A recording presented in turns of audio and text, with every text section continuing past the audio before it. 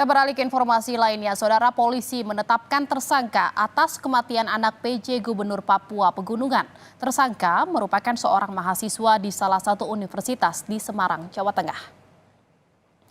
Pria berusia 22 tahun, seorang mahasiswa ditetapkan jadi tersangka oleh polisi atas kematian anak PJ Gubernur Papua Barat.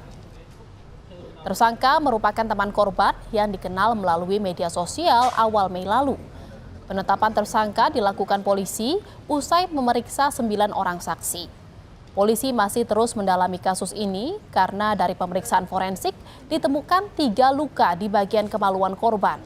Tersangka terancam Undang-Undang Perlindungan Anak tentang persetubuhan anak di bawah umur dan pembunuhan dengan ancaman hukuman paling lama 15 tahun dan denda 5 miliar rupiah.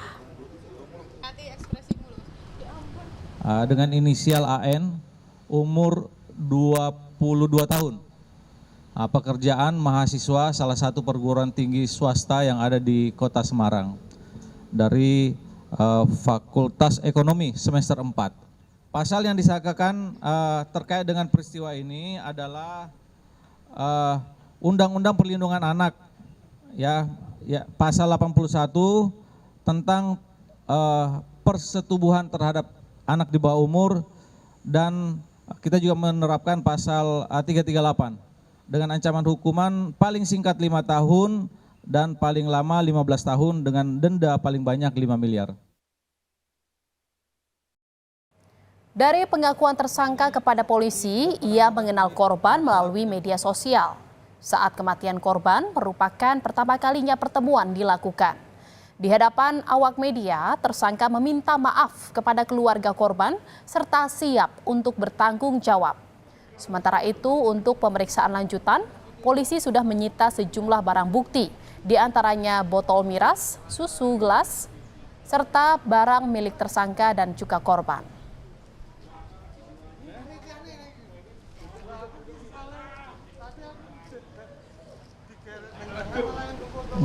Sebelumnya saya mengakui kesalahan saya dan saya minta maaf sebesar-besarnya kepada keluarga besar korban dan juga orang-orang yang bersangkutan, dan saya siap bertanggung jawab atas apa yang saya perbuat.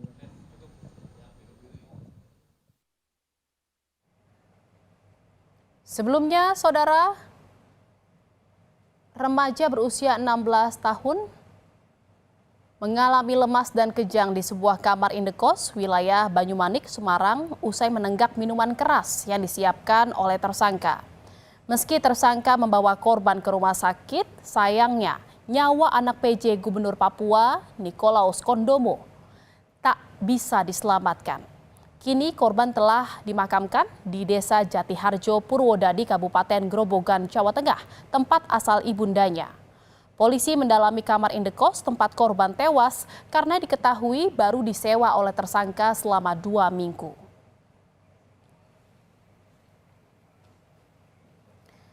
Dan Saudara, informasi selengkapnya kita akan bergabung dengan jurnalis Kompas TV Cindy di lapangan di Semarang, Jawa Tengah.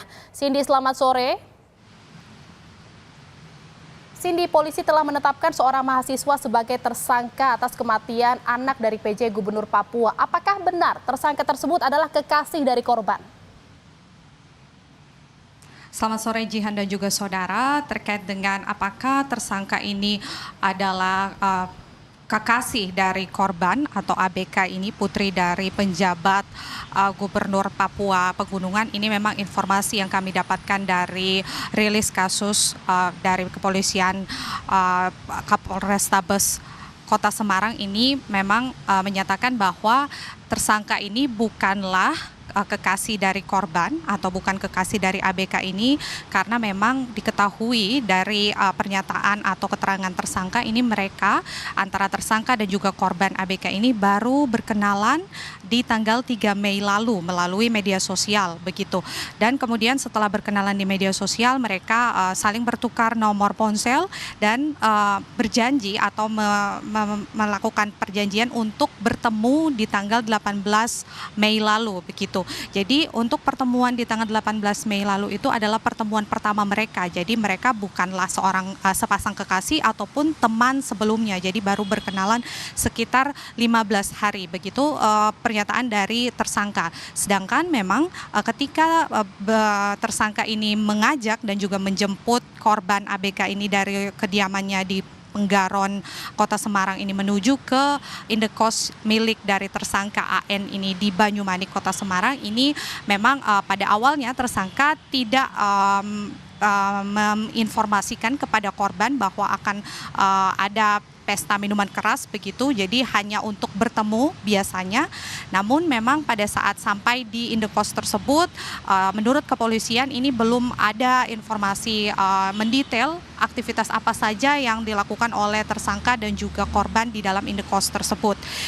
Sedangkan kalau dari keterangan 9 orang saksi lainnya yang sudah diperiksa oleh pihak kepolisian ini memang pada saat kejadian atau tanggal 18 Mei lalu itu ke-9 orang saksi yang kamarnya ini bersampingan dengan kamar indekos tersangka ini mengaku bahwa tidak mengetahui keberadaan dari tersangka yang sedang membawa korban di dalam indekos tersebut. Jadi para saksi atau 9 orang tersebut baru terkejut dan mengetahui bahwa ada perempuan di dalam indekos tersebut saat tersangka ini meminta bantuan beberapa orang saksi untuk membawa korban ke Rumah Sakit Elizabeth Kota Semarang pada saat setelah menenggak minuman keras begitu korban ini mengaku sempat merasa mual dan kemudian tersangka berinisiatif untuk membelikan air minum, maksud kami air kelapa kemasan dan juga susu fermentasi untuk menetralisir mual dari yang dirasakan oleh korban ini. Namun ternyata mual tersebut tidak berhenti dan kemudian justru berlanjut dengan adanya kejang-kejang begitu. Seketika tersangka mendapati korban ini kejang-kejang, tersangka kemudian meminta bantuan dari beberapa orang teman-teman di samping kamar tersangka tersebut untuk membawa ke rumah sakit. Kalau dari pernyataan dokter forensik yang memang pada saat itu memeriksa hasil otopsi jenazah dari tersangka dari korban ABK ini memang ada pernyataan bahwa sebelum korban ini meninggal dunia sempat menerima kekerasan seksual dan hal itu pun telah dikonfirmasi oleh tersangka. Tersangka AN memang mengaku sempat menyetubuhi korban ABK ini sebelum kemudian korban ABK ini merasa mual-mual dan juga kejang-kejang begitu Jian. Namun memang ada juga 3 titik luka lecet begitu yang ditemukan dokter forensik di sekitar area kemaluan dari korban ini, namun tidak dijelaskan secara rinci oleh pihak kepolisian lecet tersebut seperti apa karena memang masih ditelusuri bagaimana akibat dari lecet tersebut, apakah ada hubungannya dengan keadaan mati lemas yang diderita oleh korban sebelum akhirnya ditetapkan meninggal dunia oleh dokter di Rumah Sakit Elizabeth Kota Semarang. Jihan. Iya, Cindy, apakah saat kejadian korban dan tersangka ini hanya berdua di dalam kamar indekos atau memang ada orang lain yang juga ikut turut bersama di dalam kamar indekos saat kejadian? Ya, informasinya memang pada saat kejadian ini tersangka dan juga korban ABK ini hanya berdua saja di dalam kamar indekos tersebut karena memang berdasarkan keterangan saksi, 9 orang saksi yang sudah diperiksa ini bahwa mereka memang kamarnya bersebelahan dengan kamar tersangka, namun mereka tidak mengetahui apakah pada saat kejadian itu ada perempuan yang memang di dalam kamar indekos tersebut.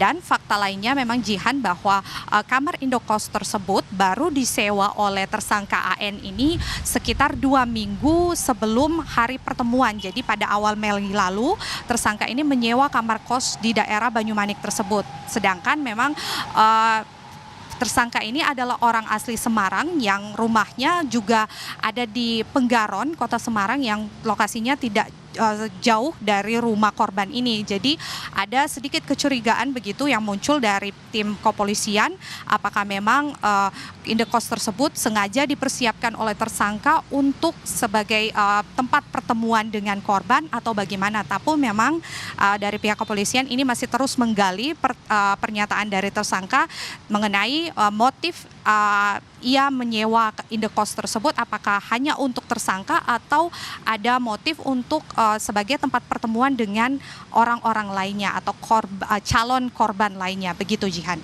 Terima kasih atas laporan Anda, jurnalis Kompas TV Cindy di lapangan dari Semarang, Jawa Tengah. Selamat bertugas kembali.